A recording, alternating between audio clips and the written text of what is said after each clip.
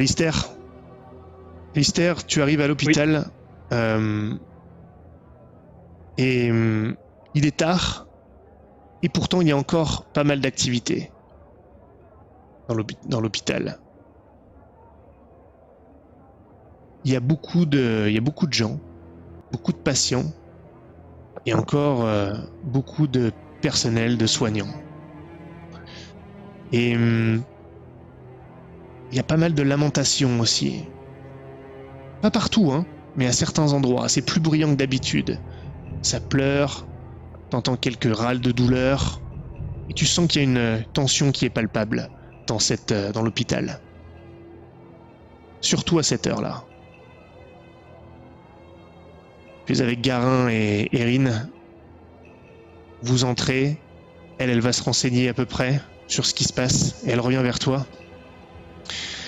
C'est toujours pareil, Alistair. Viens t'allonger, on va essayer de t'examiner.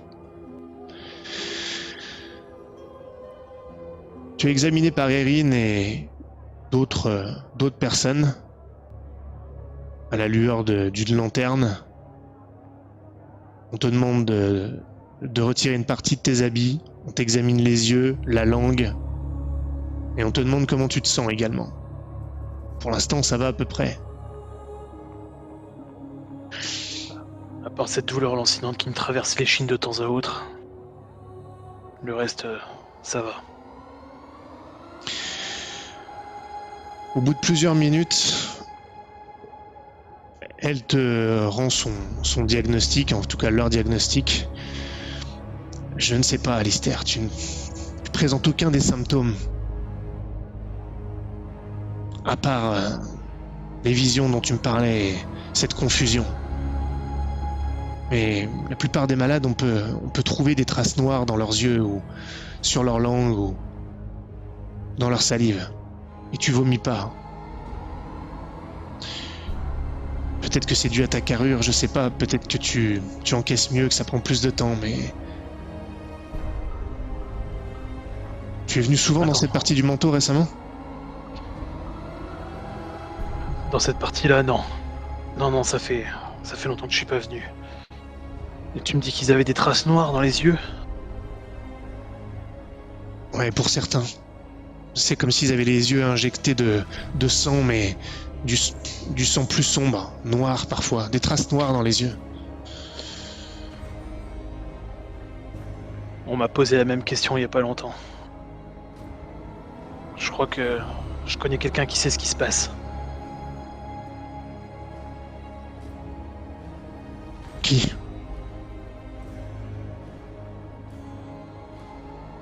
Un jeune que je côtoie. Clovis Bellaube.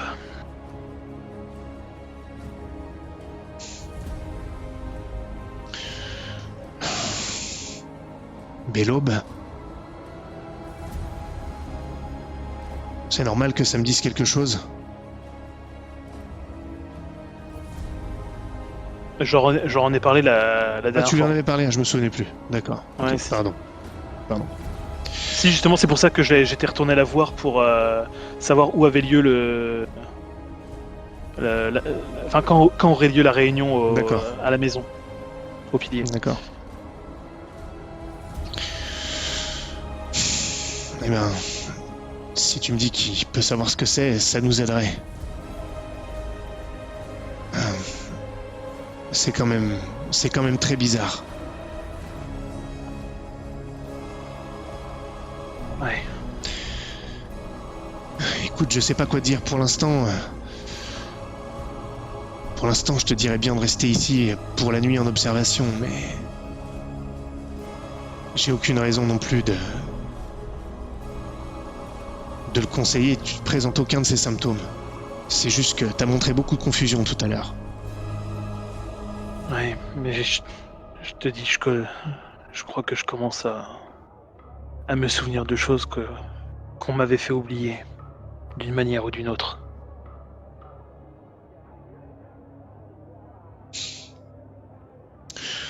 Bon. Écoute, je suis fatigué, les prochains jours vont être mouvementés, alors... Si tu permets, Gara et moi, on va retourner chez nous. Mais tiens-moi au courant pour ton état et pour tout le reste aussi. Erin, Oui, Alistair? si tu veux que la réunion à la maison au pilier se fasse le plus calmement possible, peut-être qu'il faudrait faire en sorte d'attirer l'attention du pouvoir ailleurs. Je t'ai parlé de mes visions, que j'avais l'impression d'avoir été jugé par mon grand-père, si c'est vraiment mon grand-père, comme un spécimen, une expérimentation. Et si on laissait penser à tout le monde que les disparitions c'était peut-être ça, des expérimentations qui recommençaient.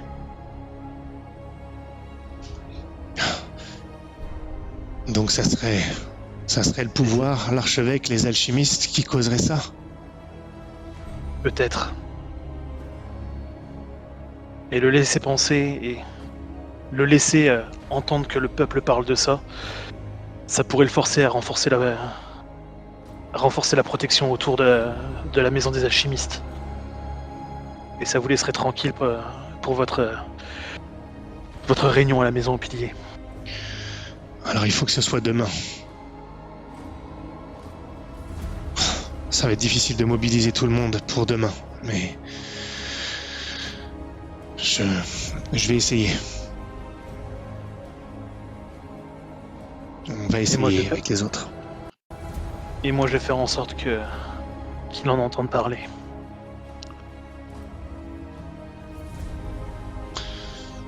D'accord. Bon. Je sais pas ce que ça donnera, mais je vais faire de mon mieux. Gara et moi, on fera de notre mieux demain. Ok. Tu la quittes. Est-ce que tu veux faire une dernière chose dans cette journée? Bah, tant que je suis à l'hôpital des pauvres, justement, j'aimerais voir s'il y a ces personnes qu'elle m'a présentées, si j'en vois autour de moi, et s'il y en a qui sont encore assez lucides pour parler. Je voudrais savoir, en fin de compte, s'il y en a qui se souviennent, est-ce qu'ils ont été enlevés ou quoi que ce soit, est-ce qu'ils ont été emmenés quelque part, de quoi ils se souviennent exactement avant que la maladie se déclare. Ouais, d'accord.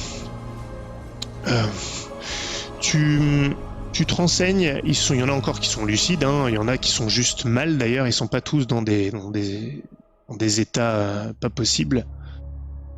Ils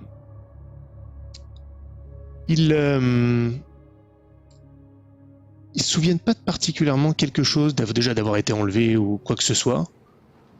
Ils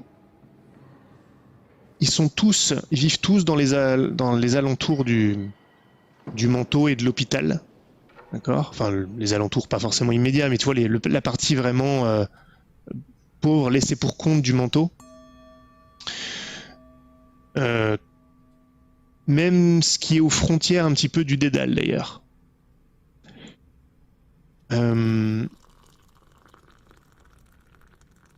Ok. Et bah... Ouais. Fais-moi un test. J'allais poser une question, mais c'était un peu méta. Vas-y. Ah bon. Ça, ouais. Je voulais savoir s'ils étaient vraiment dans le même coin, est-ce qu'ils s'alimentaient au même puits ou des trucs comme ça. Ah oui. Il y a les mêmes puits forcément aux alentours, quoi. Il n'y en a pas forcément qu'un, mais bien sûr.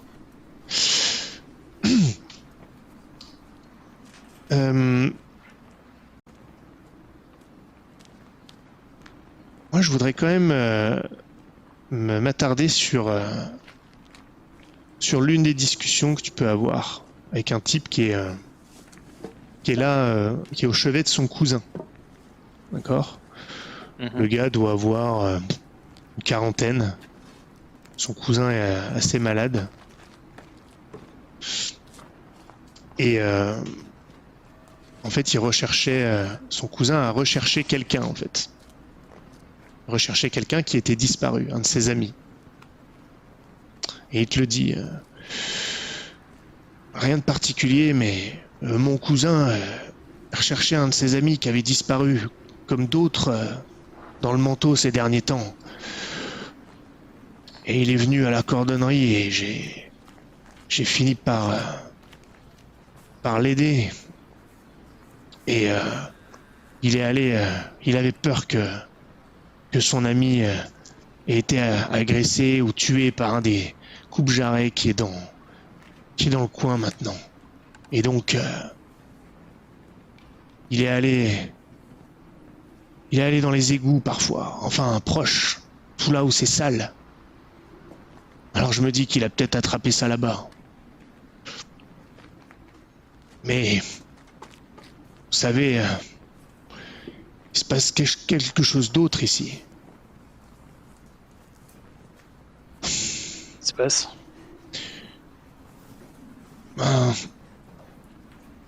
Il y a d'autres gens dans le manteau. On en voit de temps en temps qui sont là et qui nous observent. On sait pas trop qui c'est, mais... Mon fils en a vu un pas loin de la cordonnerie. Des gens qui restent dans l'ombre et qui nous observent.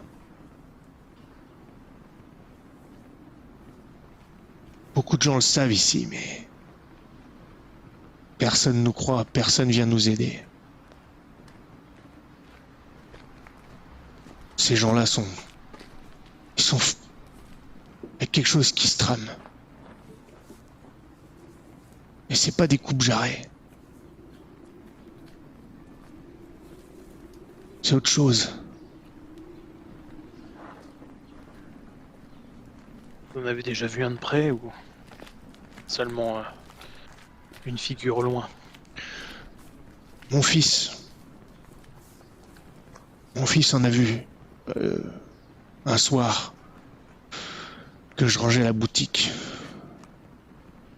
Il aime bien chantonner devant la boutique quand il fait nuit. Il est comme ça. Il n'a pas toute sa tête, mon fils, mais il est gentil. Et il m'a dit qu'il lui avait parlé. Il l'a appelé drôle de chien. Il m'a pas dit quoi, mon fils, il s'imagine un peu des choses des fois. Vous savez, il a pu le voir et s'imaginer qu'il lui parlait, mais... Mon fils l'a appelé drôle de chaussure. À cause du son qu'il faisait. Son? Un bruit, quand il marche.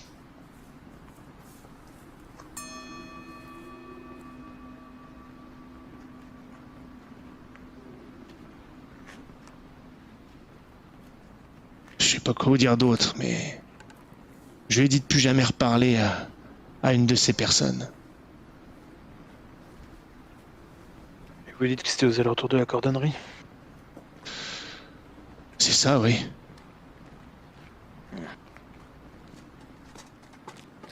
J'irai y faire un tour. Je sais pas si je trouverai quoi que ce soit, mais... Sait-on jamais.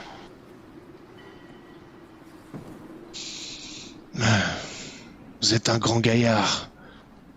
Peut-être que vous leur ferez peur. J'espère. J'espère. Merci pour les infos en tout cas. Ouais, de rien. De rien. Et alors que tu sors de cet endroit morose, tu sens l'empreinte du désespoir, je repasse à Mylsandre. Mylsandre qui s'apprête à émerger des tunnels, qui se retrouve en bas des escaliers qui t'ont amené sous la ville et qui te ramènent potentiellement dans le Capharnaüm, mais tu ne sais pas où puisque tu avais eu les yeux bandés.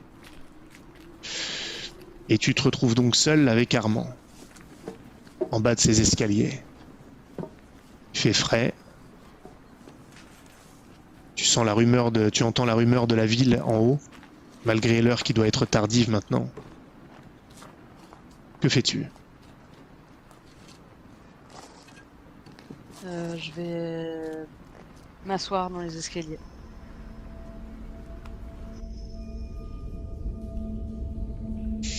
Et le regarder.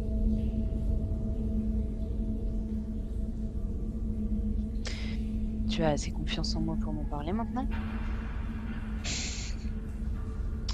Oui, je pense maintenant.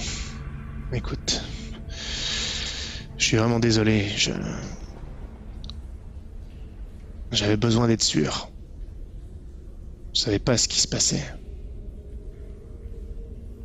Et j'ai pas parlé de Reynolds quand tu m'en as parlé. Je voulais pas que ça te mette en danger. Je m'en fiche de Reynolds. Est-ce que tu as parlé d'Orion?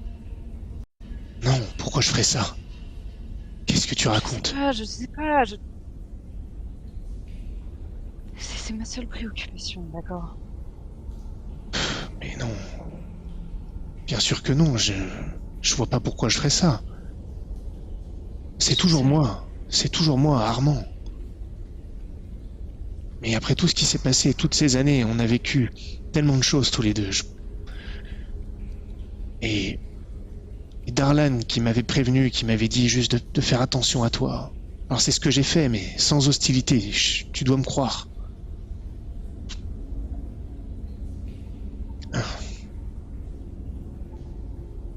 J'ai une question à te poser avant de t'en dire plus. Afin de comprendre vraiment à quoi tu es mêlé, est-ce que tu connais une personne qui aurait été blessée au mollet récemment?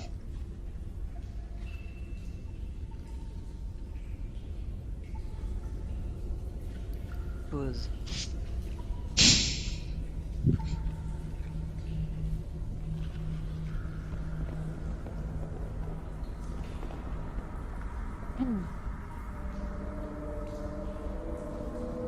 Je hoche la tête.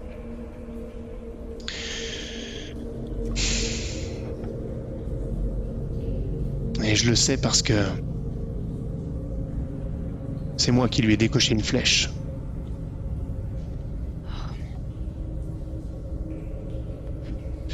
Je croyais que tu n'avais pas eu... Attends. Tu travailles pour qui? Pour l'archevêque, par l'intermédiaire de Bartholomé d'Avio. Et tu travailles avec les arpenteurs aussi, alors? Quoi? Qui sont les arpenteurs? J'ai un doute là. Non, les briseurs d'os. Les briseurs d'os. Je travaille pas avec eux. Je suis pas un briseur d'os, mais ils étaient là aussi. Moi, j'étais sur les toits et j'ai vu celui dont je sais maintenant que c'était Reynolds qui a été transféré. À ce moment-là, je l'ai pas révélé.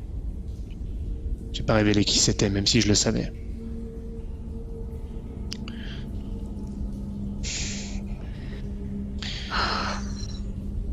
Tu dois comprendre.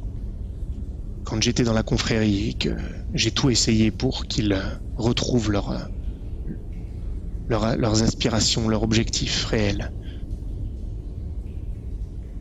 je n'ai pas réussi. Alors je suis parti et il fallait que je trouve... Je n'étais que moi-même, un battleur. Enfin, je n'étais plus que ça, mais je n'avais plus d'alliés, plus personne. Il fallait que je trouve quelqu'un qui soit apte à affronter la Gorgone, à la traquer et à s'en débarrasser. Et j'ai trouvé cette personne. C'est l'archevêque.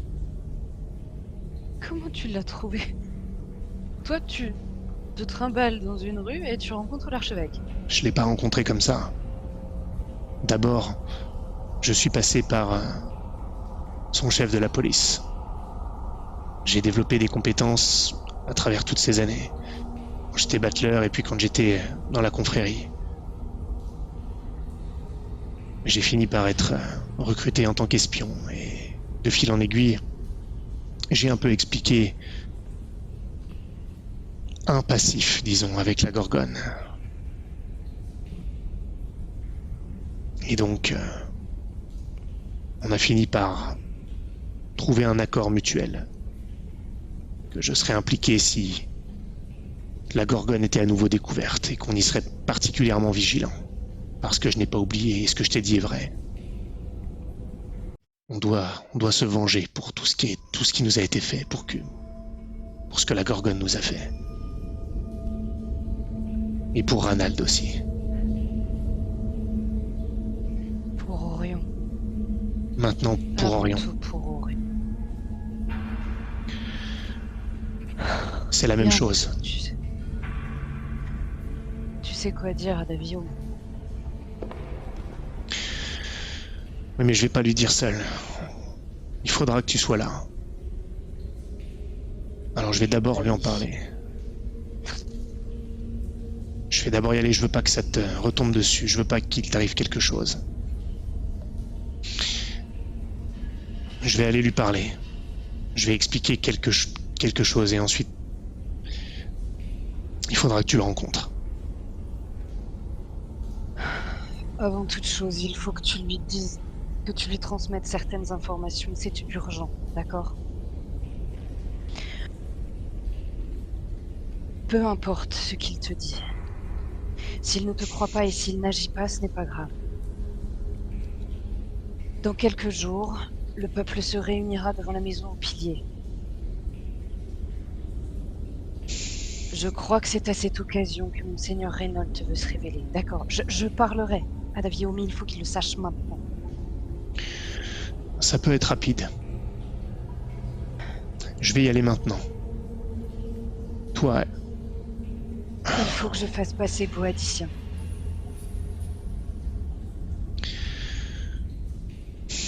Comment tu comptes t'y prendre? Je ne sais pas. Je pourrais demander... Je connais bien... Enfin, j'ai travaillé avec le fils d'Amandine, dont il nous parlait juste avant. Tu vois, tout ça, c'est Oui, pas des coïncidences. Je peux essayer de voir avec lui. Je peux essayer de voir avec lui, mais... Je vais essayer de voir ça ce soir. Je ferai comme ça. Il y a énormément de choses que l'on doit dire au pouvoir, et rapidement, d'accord? Je sais. Mais... Et surtout, il y a des choses que tu dois taire. Par-dessus tout, le nom de notre frère. Le nom de qui? Notre frère, enfin... Ah oui, pardon. Je ne comptais pas le révéler. Je ne trahirai pas l'œil vigilant.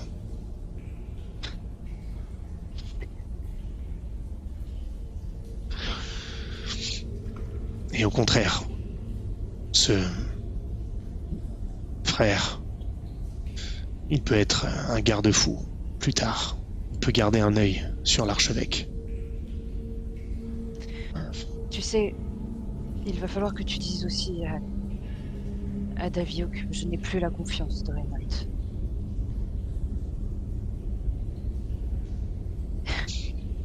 Je pense que...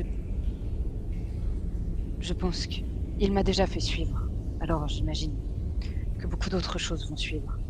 Je vais essayer de regagner sa confiance pour essayer de glaner encore quelques informations, mais je ne sais pas combien de temps ça tiendra. Attends. Où est-ce que tu comptes dormir cette nuit? Je ne sais pas.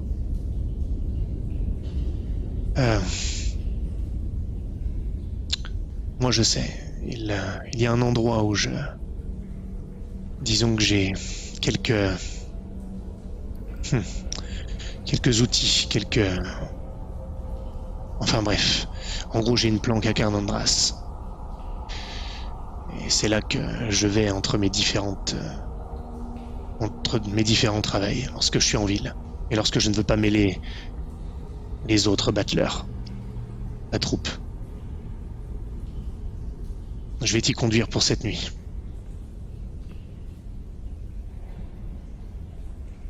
Je te suis.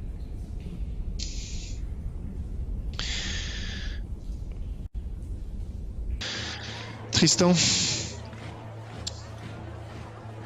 Tristan, tu te retrouves chez Petite Mère.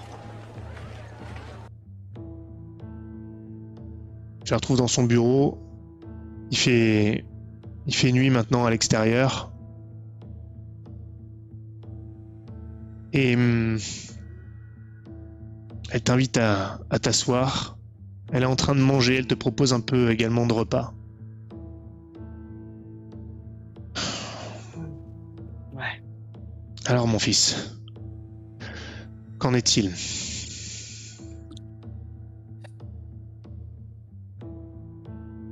Quelque chose avance. On a réussi à avoir l'intérêt de Krieger. Il va pouvoir nous aider. Ah, voilà En enfin tout une cas, bonne nouvelle. À l'extérieur. Apparemment, il pourra embaucher des mercenaires à l'extérieur. Donc ça devrait déjà on devrait avoir un peu de personnes armées à l'extérieur. Ensuite, bon. À l'intérieur, c'est pas encore ça. Mais Renault a un plan.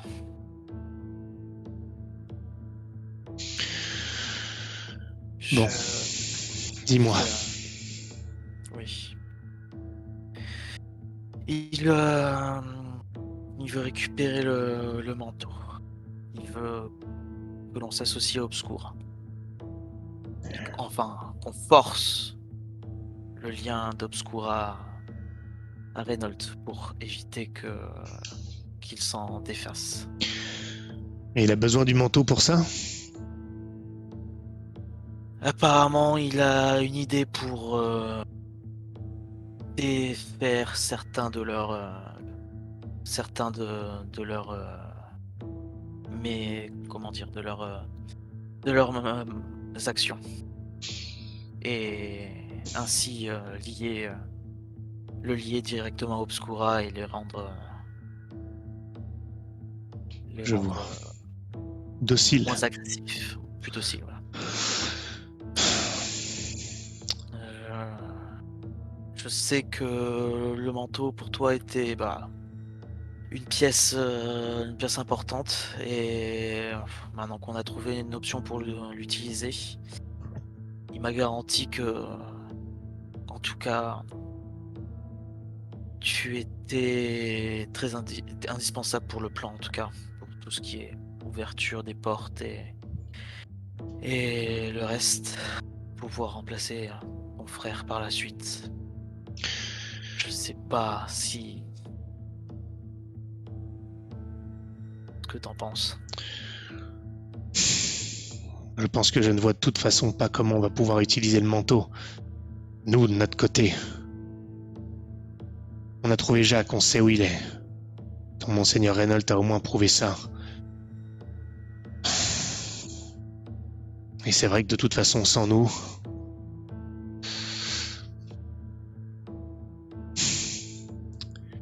Mais il faut que je m'assure.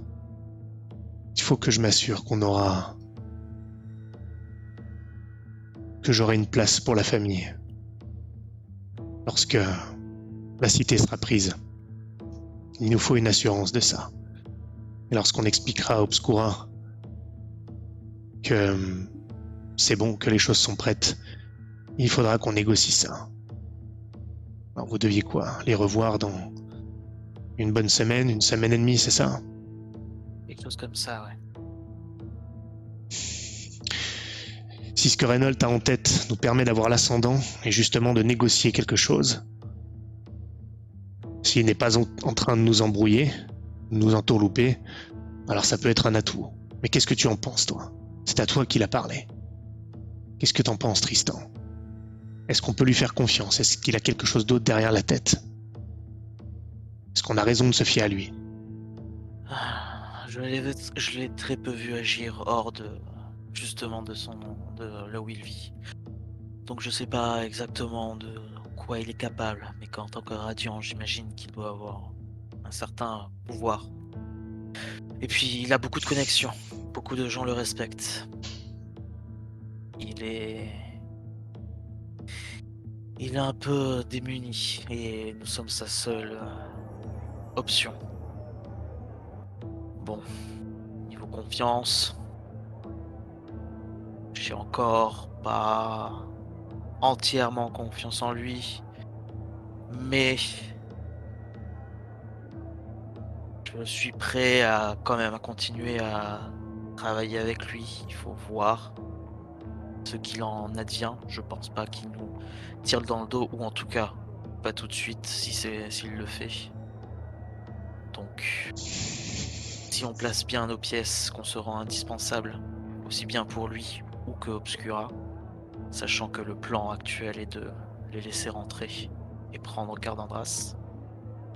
Son plan est aussi de se rendre indispensable à Obscura. Donc si on joue les mêmes pièces, et que s'il essaye de nous la faire à l'envers, nous pourrions peut-être le tenter aussi de notre côté. Mais si on peut rester alliés, ça serait pour le mieux, je pense. Bien. Je t'avoue que j'ai une certaine inquiétude à laisser une force extérieure rentrer dans la ville comme ça. C'est une folie. Ça me plaît pas non plus. Ça ne me plaît pas du tout non plus. Le chaos qui va régner dans les rues va être impossible à gérer. Et j'espère que Obscura tiendra la part du marché et nous rendra Jacques. Bon. Tu peux dire à ton Radiant qu'il aura le manteau. Mais il faut une assurance que l'on pourra négocier avec Obscura avant que tout ne se passe. Ouais. Il va falloir que je parte les contacter. De toute façon, Reynolds voulait encore autre chose. Il veut... c'est un peu un problème entre deux, mais il veut qu'on surveille des battleurs à Orlade. Ce sont des amis de Mylsandre, la jeune femme qui m'accompagnait la dernière fois, que tu as déjà vue. Déméter. Oui, Déméter. Ouais, j'hésitais à lui dire Déméter, mais oui, Déméter, j'aurais dit Déméter. Ok. T'embêterais pas avec ça. Ok. Et ils ont un problème un peu de confiance entre deux, justement. Le problème est que, comme tu peux le voir, ils ne travaillent pas forcément sur cette histoire et ça risque de poser problème. Donc, si on les surveille, il faudrait que les infos passent par moi avant qu'on les envoie à Reynolds. Pour savoir ce qu'on en fait. D'accord. C'est une bonne idée. Bon. Et oui, tu pourras demander à Edwin pour Orlade. C'est pas trop un problème. D'accord. On va pas faire de résistance sur ce genre de sujet. Non. Très bien. Est-ce qu'il y a besoin d'autre chose ? J'ai entendu des histoires dans le manteau. Apparemment, des personnes disparaissent et des gangs chassent des personnes du manteau. Mhm. On a entendu parler, tu sais. Oui, j'ai entendu dire qu'il y avait des coupe-jarrets, des membres de gangs qui sortaient du Dédale, plus fréquemment que d'habitude en tout cas, et pour s'y établir. Et Ils sortent du Dédale pour s'installer dans le manteau. Ils se font chasser du Dédale. j'en sais rien, je suis pas allé dans le Dédale. Mais j'ai entendu des rumeurs qu'ils en sortaient en tout cas, ça c'est sûr. D'accord. Et ces enlèvements, je pense que ça a un lien. C'est fort possible. La coïncidence est troublante. Il y a un mouvement là-bas, dans le manteau. Je sais pas ce qui crée ça pour l'instant. Tes frères non plus. Ouais. Mais ça crée de l'inquiétude, ça c'est certain. Si on a besoin de contacter un gang du Dédale, tu saurais lequel on pourrait discuter, sachant que l'idée serait aussi d'avoir, si possible, une force armée pour ce qui arrive. Le problème, c'est que là, on ne pourra pas utiliser les contacts qui sont hors du dédale, parce qu'ils peuvent être contrôlés par mon Oui. frère. Ça sera trop visible. Alors, si on veut s'allier à un gang, on peut pas le faire en tant que famille Valence. On peut le faire que en tant que Marie-Catherine et ses fils. Et Mhm. pour ça, on peut pas passer par des intermédiaires. Il faut aller dans le dédale. Et D'accord. vu ce qui s'y se passe en ce moment, ça peut être dangereux. Alors, si tu veux y aller, tu peux passer par nos accès dans les tunnels. Mais Tristan, on n'y va pas seul. Ça sera pas comme d'habitude. Ouais, je verrai. Si on peut ramener le géant, ça peut être bien. Je me sentirai mieux. Et s'il faut que je m'occupe, s'il risque d'y avoir des problèmes, est-ce que j'ai plus rien pour me défendre? T'inquiète pas pour ça. Si t'as besoin de quelque chose, passe à la taverne et on te donnera quelque chose. Mais fais vraiment attention, Tristan. S'il fuit le dédale, Ouais. je pense que ça sera pas. Déjà que c'est dangereux, même pour nous, mais j'ai l'impression qu'il se passe quelque chose. Alors vraiment, on n'y va pas seul. Et Il y a dans le Dédale, justement, j'ai appris des choses récemment sur ça. Apparemment, je sais pas si c'est vraiment lié au Dédale ou pas, mais t'as entendu parler de la guilde des alchimistes? oui, bien sûr. Pourquoi? Et tu sais où il se situe? Oui. Apparemment, il y a très longtemps, ils faisaient des expériences sur des humains. Je pense que ça serait ça qui reprendrait. J'en sais rien du tout. Je sais qu'il y avait eu plusieurs années, il y a eu un incident au Oui, niveau de la guilde catastrophique. Ça a brûlé. Des j'ai gens sont rencontré morts. la raison de cet incident. Apparemment, c'est le chevalier noir d'Obscura. Ah, ouais. Si c'est vrai. Le monde est petit et surtout ça lui fait une bonne raison de vouloir raser cette ville. C'est pas pour me rassurer. Ouais, c'est pour ça que je l'ai traité de taré quand je l'ai rencontré, quand je t'en ai parlé. Ça n'augure vraiment rien de bon tout ça. Non. Tristan, si jamais tu vas dans le dédale, comme d'habitude, soit tu vas voir les briseurs d'os, soit tu tentes les arpenteurs. Mais Les ordres ont un lien avec ton justement, frère. je sais. C'est pour ça que c'est plus risqué sur cet aspect. Par contre, tu me parlais d'une force de frappe. Ils en sont une meilleure. Ouais. À voir. Tu sais si il y a quelque chose à part l'argent qui les intéresserait? Je sais pas ce qui se passe actuellement. L'argent, gagner du terrain sur les autres, qui sait? Ouais. Il y a peut-être une guerre entre ces différentes bandes dans le dédale et c'est pour ça que certains sortent. Difficile à dire en ce moment. On n'y est pas allé depuis longtemps, mais écoute, une fois que tu y seras,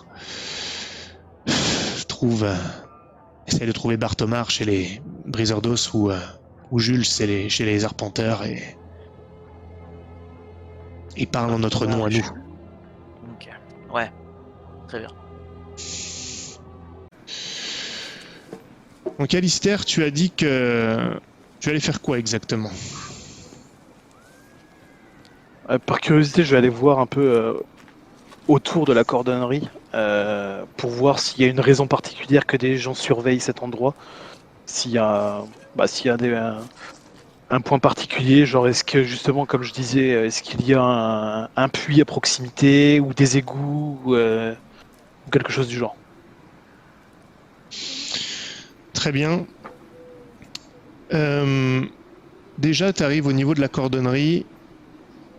Tu vois quelques formes, quelques mendiants ici et là.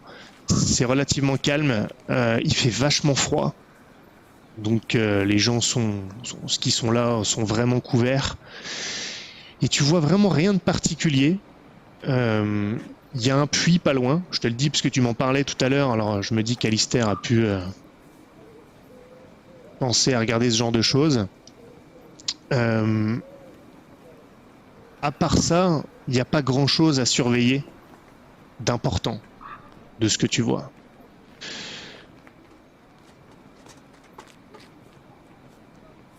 Ok. Pour les égouts, faut demander. Alors tu demandes un peu aux mendiants. Et à certains endroits, les égouts sont un peu à ciel ouvert. Tu vois, c'est nauséabond. Ouais, c'est ouvert. Voilà. Et donc on te montre une rue plus loin. Tu vois que c'est un peu mal famé quand même par ici. Même pas qu'un peu. T'es vraiment dans la lie du manteau. Maintenant, le peu de gens qu'il y a, des fois t'en as qui s'approchent de toi, puis quand ils se rapprochent et que malgré la nuit ils te voient, ça s'écarte. Comme d'habitude, tu n'es jamais vraiment inquiété dans ce genre de contexte. Avant de me diriger vers la rue, je vais quand même aller toquer à la cordonnerie et essayer d'aller parler au gamin. Ok.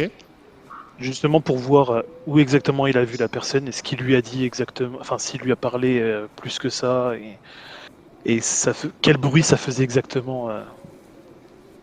Voir si c'est un bruit, je sais pas, c'est des bottes de mailles ou de chaîne, quelque chose, quelqu'un d'armé ou un truc du genre. Mhm. Ok.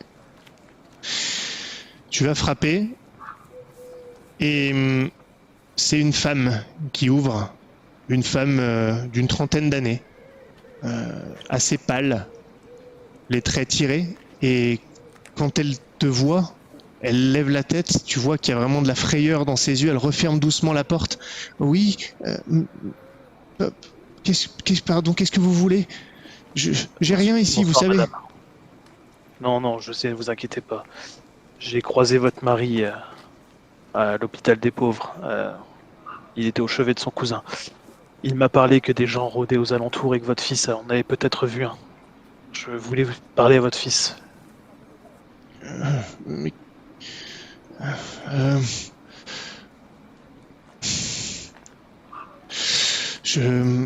mais elle te regarde à nouveau, elle sait pas trop. Il risque d'être un peu apeuré. Antonin, viens voir.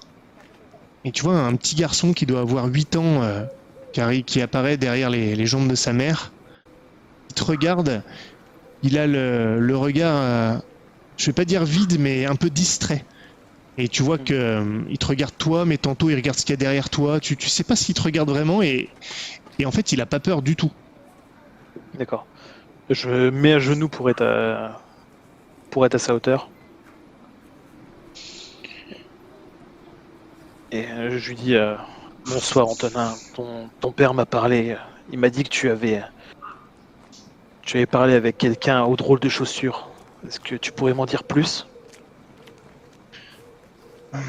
Il regarde sa mère et elle l'encourage d'un signe de tête.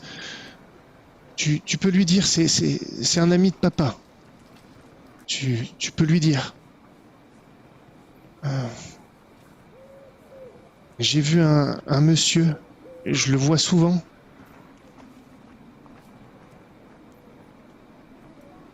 Je le vois souvent près du puits. Près du puits. Je le vois Tu le vois d'ici, quand je suis dehors.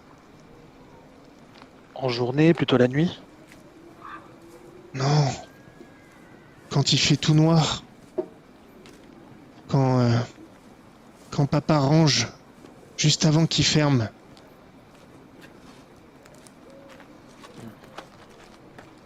Et il vient régulièrement, c'est ça? Oui, Ça fait longtemps que tu l'as vu? quelques jours. Et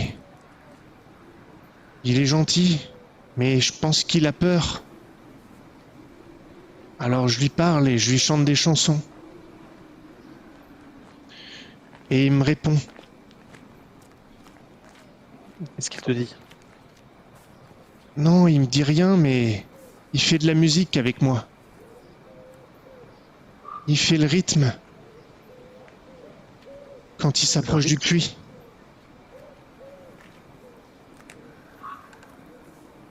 Tu vois tu peux me montrer ce qu'il fait? Il va prendre des chausses un petit peu plus loin et en fait il te fait le son en frappant ces chausses l'une contre l'autre. Et il te fait un truc comme ça.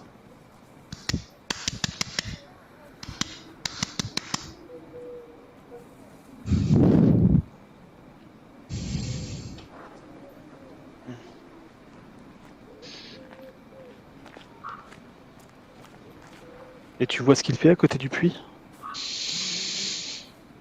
Non. Des fois, il regarde dedans. Il est habillé d'une grande cape, je le vois pas bien. Il se tient là près du puits, debout, il me regarde et il fait le rythme avec moi.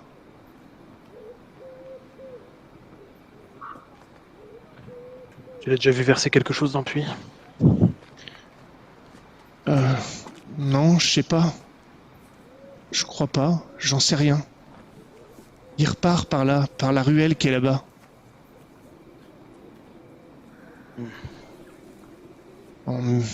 Et pour me dire au revoir, il refait le rythme quand il part.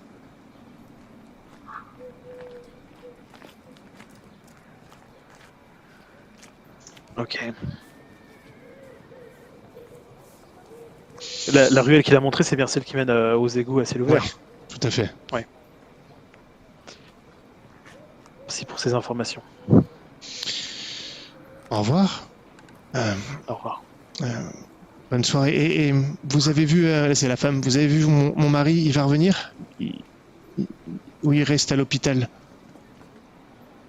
Il ne m'en a pas parlé.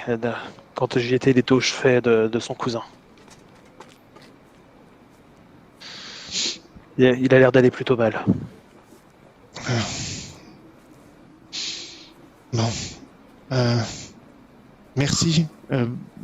Bonne nuit. Bonne soirée. Qu'est-ce que tu fais? J'ai essayé d'aller regarder un peu aux alentours du... Ok. Je vais pas m'y aventurer, hein, mais je vais quand même aller jeter un œil. Quand tu dis pas t'y aventurer, c'est tu vas pas t'y aventurer où? Je vais aller jusqu'aux égouts à ciel ouvert, mais s'il y a une entrée pour rentrer, je n'irai pas à l'intérieur. D'accord. Je vais quand même m'approcher pour voir ce qu'il en est, à quoi ça ressemble, etc. Tu t'approches.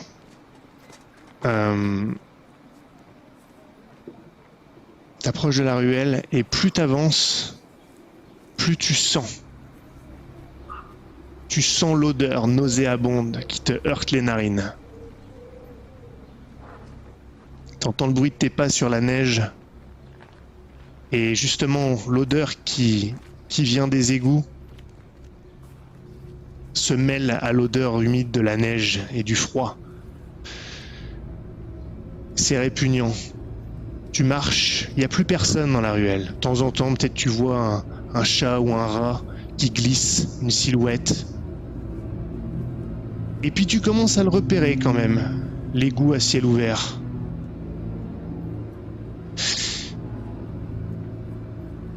Tu plisses les yeux, tu retiens ta respiration autant que tu peux. C'est vraiment dégueulasse. Tu t'approches, tu vas pouvoir regarder dedans maintenant. Tu vois des immondices partout, il y a des gens qui doivent faire leurs besoins ici. Et tu regardes en bas, juste dans l'égout. Et il y a un corps. Complètement putréfié, complètement bouffé. Il a un genre de liquide blanc répandu sur lui et la moitié de sa face a complètement fondu. Mylsandre, Oui. tu arrives... Tu arrives où d'ailleurs? Où vas-tu? J'arrive chez...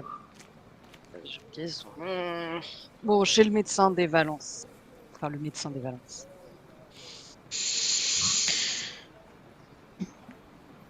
Tu es devant. Faussaire. Qu'est-ce que tu fais? C'est ouvert ou pas? Je sais pas, t'essayes d'ouvrir la porte. Bah, je sais pas, je te demandais s'il y avait de la lumière. Ah, c'est ça que tu regardais? Oui. Ouais, il y a de la lumière. Bon, bah, je vais rentrer alors. Tu rentres.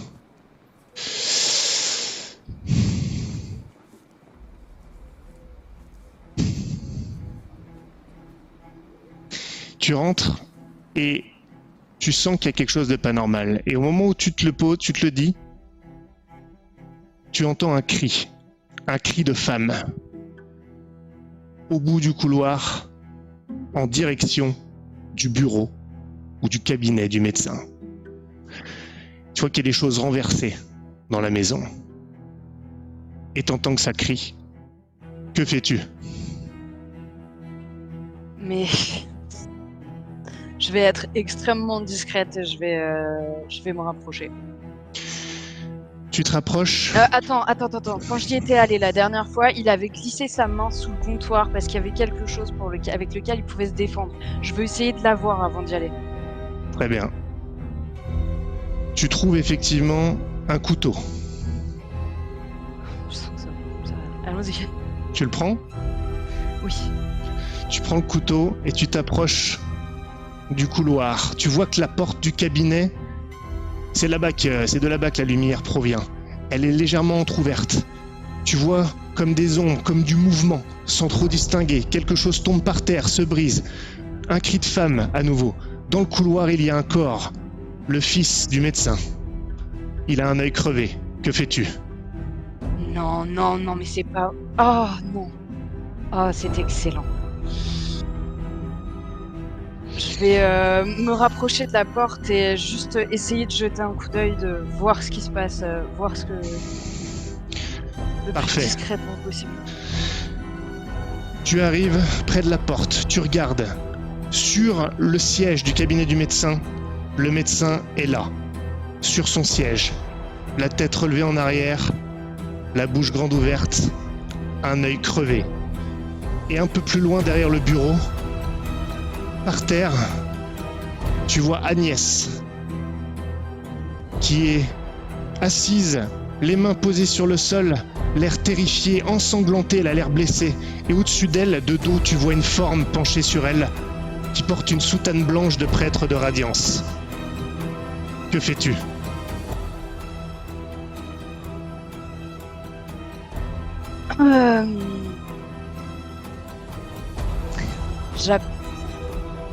Non! Je pousse la porte. Ouais, Elle s'appelle Agnès, hein. ouais. Qu'est-ce que tu fais? Et bonsoir. Tu fais pas assez de bruit. Elle crie. Au-dessus, il y a la personne en soutane de prêtre qui porte un couteau, qui s'abaisse sur elle, qui la saisit à la gorge. Elle arrive plus à crier. Que fais-tu? Je me jette sur lui.